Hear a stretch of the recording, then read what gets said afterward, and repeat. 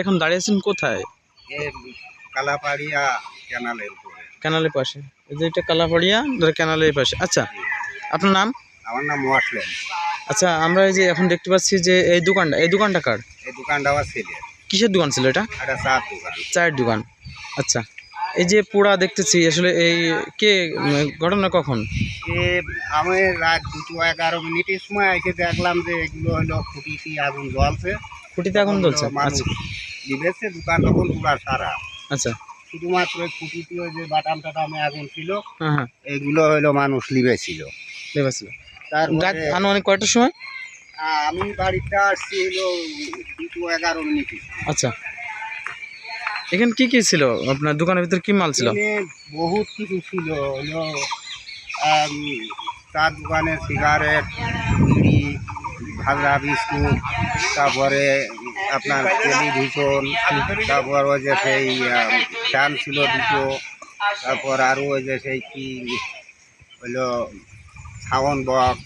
আচ্ছা, আনুমানিক কেমন খরচ মানে ক্ষতি হয়েছে? আনুমানিক মনে করেন যে 80,000 টাকা ক্ষতি হবে। ভাই কি করে আসলে মূলত? আপনার ছেলে ব্যবসা? ছেলে হলো সকালের দিকেই গরজে কাজ করে, জি, আর বিকেল বেলা হলো দোকান খোলে। চাচা, আপনি কি এলাকারই? এই এই এই যে পোড়াই দিয়েছে কারা?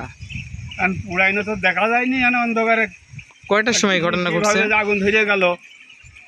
সকালবেলা দেখা আছে যে পুড়িয়ে হয়ে গেছে, সব মিন গুছাইলে সব হতে পারে চাচা? কেউ তো দেখতে পারিনি। চাচা, ওনার যে মাল ছিল এ কেমন ক্ষতি হতে পারে? মাল তো ভালো বেচা কিনা করে।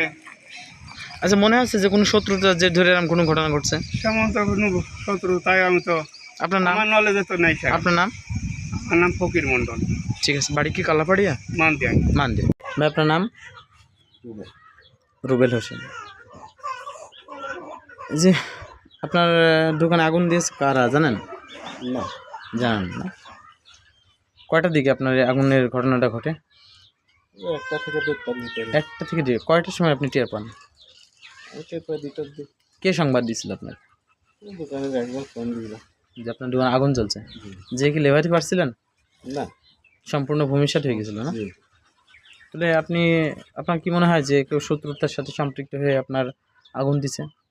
না সেরকম কোনো কিছু না। কাউকে দোষারোপ করতেছেন?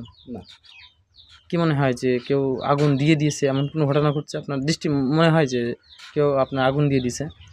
আমি হয়তো দেখি না, তখন দোষ দেবো কার। তাই না? ঠিক আছে।